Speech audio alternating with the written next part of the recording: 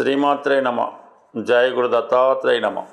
ఈ వీడియోలో మనం మిథున రాశి వారికి అక్టోబర్ 1వ తారీఖు నుంచి 15వ తారీఖు మధ్యలో జరగబోయే పక్ష ఫలితాలు పరిశీలించినప్పుడు ఈ పక్షంలో రాశ్యాధిపతిగా ఉన్నటువంటి బుధుడు తులారాశిలో ప్రవేశించాడు. అక్కడ ఉన్నటువంటి కుజగ్రహంతో కలియడం జరిగింది. ఇది సహజంగా ఈ రాశి వారికి విపరీతమైనటువంటి ఆలోచనలు కలుగుతూ ఉంటాయి. ఈ స్పెక్యులేషను, ఈ షేర్ మార్కెట్టు, ఈజీ మనీ మొదలగు వాటిలో ఎవరైతే ఎక్కువ ఇన్వాల్వ్ అవుతుంటారో, ట్రేడింగ్ అది చేస్తుంటారో అటువంటి వాళ్ళు చాలా జాగ్రత్తగా నిర్ణయాలు తీసుకోవలసి ఉంటుంది. కామన్గా ఎప్పుడూ సక్సెస్ పొందుతున్నటువంటి మీరు ఈ సమయంలో ఈ షేర్ మార్కెట్ ట్రేడింగ్లో చాలా ఇబ్బందుల్ని ఎదుర్కోవలసి రావచ్చు. కాబట్టి ఈ విషయంలో చాలా జాగ్రత్తగా వ్యవహరించడం మంచిది. అలాగే ముఖ్యంగా ఎవరైతే ప్రేమ వ్యవహారాల్లో ఉన్నారో, త్వరలో పెళ్లి కొరకు వెళ్ళడానికి నిర్ణయించుకున్నారో అటువంటి ప్రేమికుల మధ్య కంపల్సరిగా కొన్ని ఎడబాట్లు, విభేదాలు, అవసరమైతే బ్రేకప్స్ లాంటివి కూడా వచ్చే అవకాశం ఉంటుంది. కాబట్టి చాలా వరకు మరి ఈ ప్రేమికుల మధ్య అవగాహన లోపం లేకుండా, ప్రేమికుల మధ్య ఇతరుల యొక్క ప్రమేయం లేకుండా, చెప్పుడు మాటలు అవి వినకుండా ఒకరికొకరు మాట్లాడుకోవడం కన్నా కొంతకాలం పాటు ఈ నిర్ణయాలు లాంటివి ఏమన్నా ఉంటే అవి వాయిదా వేసుకుంటేనే మంచిది. లేని పక్షంలో మరి తొందరపాటు స్వభావం వల్ల, ఆవేశాల వల్ల, లేదంటే అవతల వాళ్ళు మిమ్మల్ని సరిగ్గా అర్థం చేసుకోలేకపోవడం వల్ల కంపల్సరిగా ఈ బ్రేకప్స్ లాంటివి వచ్చే అవకాశం ఉన్నది. అయితే రాశి యందు ఉన్నటువంటి గురువు ఈ పంచమ స్థానాన్ని వీక్షించి కొంత సర్దుబాటు చేసే ప్రయత్నం చేసినప్పటికీ కూడా ఈ రాశి వారికి గురువు బాధకుడు అవుతుంటాడు. ఆ బాధకుడు చూడటం వల్ల కొంతవరకు మనసుకి కష్టం కలిగించే విధంగా కూడా ఉండొచ్చు. అందువల్ల ఏంటంటే ఎన్ని శుభగ్రహాలు ఒక రాశి మీద ప్రభావం చూపించినప్పటికీ కూడా ఒక్క పాపగ్రహ ప్రభావం వల్ల మొత్తం ఆ రాశి భావాలన్నీ కూడా పాడయ్యే అవకాశం ఉంటుంది. కాబట్టి సాధ్యమైనంత వరకు మనసుకు సంబంధించిన విషయాలు, ప్రేమకు సంబంధించిన విషయాల్లో చాలా వరకు వాయిదా వేసుకుంటేనే మంచిది. అలాగే కొన్ని ముఖ్యమైన నిర్ణయాలు కూడా వాయిదా వేసుకుంటే తర్వాత అవి ఆటోమేటిక్గా సజావుగా సాగే అవకాశం ఉంటుంది. ఇక శుక్రుడు తృతీయ స్థానంలో శుక్రుడు కేతుగ్రహంతో ఇంచుమించుగా మనకి ఈ అక్టోబర్ 9వ తారీఖు వరకు ఉండడం వల్ల ఏంటంటే స్త్రీలతో విరోధాలు వస్తూ ఉంటాయి. బాగా స్నేహితులు కూడా అర్థం చేసుకోలేకపోతుంటారు. కొన్ని విభేదాలు లాంటివి వస్తూ ఉంటాయి. అంటే మీరు మంచిగా చూసుకున్నప్పటికీ కూడా వారికి ఏదో సమస్యలు, ఇబ్బందుల వల్ల ఏదో సమయానికి మమ్మల్ని ఆదుకోలేదు, మాకు హెల్ప్ చేయలేదు అన్నటువంటి చిన్న చిన్న చికాకులు లాంటివి రావడం జరుగుతూ ఉంటాయి. బట్ ఏదైనా అక్టోబర్ 9వ తారీఖున శుక్రగ్రహం చతుర్థ స్థానంలోకి రావడం వల్ల అక్కడ ఉన్నటువంటి రవిగ్రహంతో కొద్దిగా అంటే ఒక 5-6 రోజులు 15వ తారీఖు వరకు రవితో కలిసి సంచరించడం జరుగుతూ ఉంటుంది. మరి ఆ సమయంలో కొంతవరకు ఏంటంటే ప్రభుత్వ సంబంధించిన వ్యవహారాల్లో ఏమైనా సమస్యలు ఉంటే అవి చాలా వరకు పరిష్కారం చేసుకోవచ్చు. అలాగే గృహానికి అవసరమైనటువంటి ఫర్నిచర్ అవ్వచ్చు, సామాన్లు అవ్వచ్చు, వంట సామాన్లు అవ్వచ్చు, లేదంటే గృహాన్ని బాగా డెకరేట్ చేయవచ్చు. ఈ విధంగా గృహ అవసరాల కొరకు, కుటుంబంలో ఉన్నటువంటి వ్యక్తుల కొరకు ఏదైనా ఖరీదైనటువంటి వస్తువులు మొదలగు కొనడం అది జరుగుతుంటుంది. ఎక్కువగా బంగారం లాంటి విలువైన ఆభరణాలు కూడా ఈ సమయంలో కొనడం జరుగుతూ ఉంటుంది. బట్ ఏదైనా ఒక ఖర్చు అన్నది వచ్చేటప్పుడు ముఖ్యంగా రాశి యందు శుభగ్రహం అయినట్టు గురువు ఉన్నప్పుడు అవి ఖర్చులు మంచిగా డివోషనల్గా, ఆధ్యాత్మికంగా, సాంప్రదాయంగా ఉండడం జరుగుతుంటుంది. అందువల్ల ఇప్పుడు మీరు ఎటువంటి ఖర్చు పెట్టినా కూడా దాంట్లో కంపల్సరిగా ఒక మంచి భావంతో కలిగి ఉంటుంది. కాబట్టి కంపల్సరిగా ఇప్పుడున్నటువంటి ఈ గ్రహస్థితి మీ చేత అటు ధన వ్యయాన్ని, ఏదో ఒక శుభకార్యాన్ని ఈ వారంలో, ఈ పక్షంలో జరిగే అవకాశం ఉంటుంది.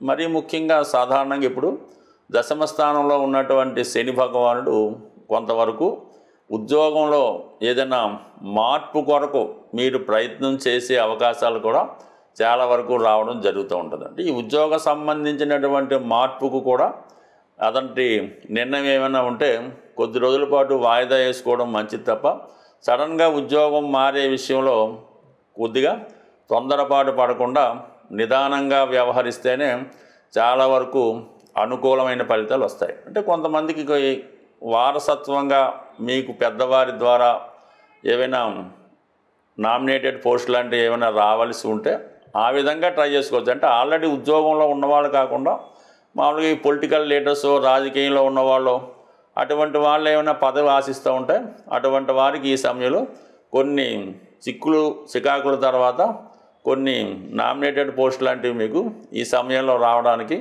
చాలా వరకు అనుకూలత ఏర్పడే అవకాశం ఉంటుంది. ఆ ప్రయత్నం మాత్రం కంపల్సరీగా చేసుకోవచ్చు.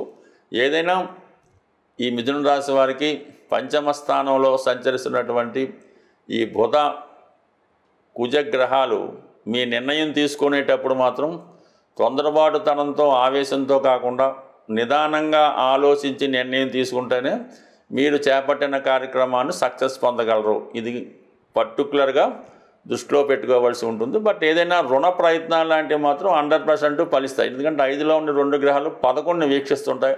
కంపల్సరిగా ఆర్థిక పరంగా మీకు ఎంత రుణం కావాలంటే అంత రుణం ఈ సమయంలో దొరికే అవకాశం ఉంది.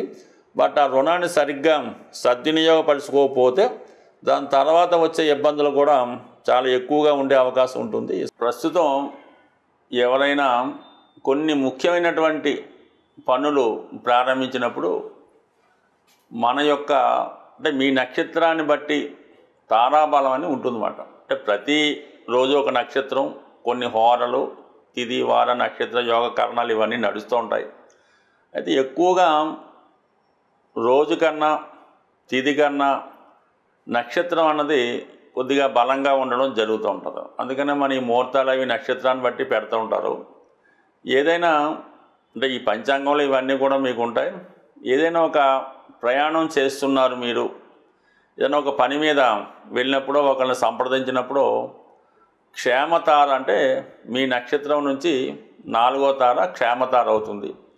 అది ప్రయాణాలు చేపట్టిన, భూమి స్థిరాస్తి లాంటివి కొనుక్కున్న దానివల్ల మీకు చాలా లాభం అది కలిగే అవకాశం ఉంది.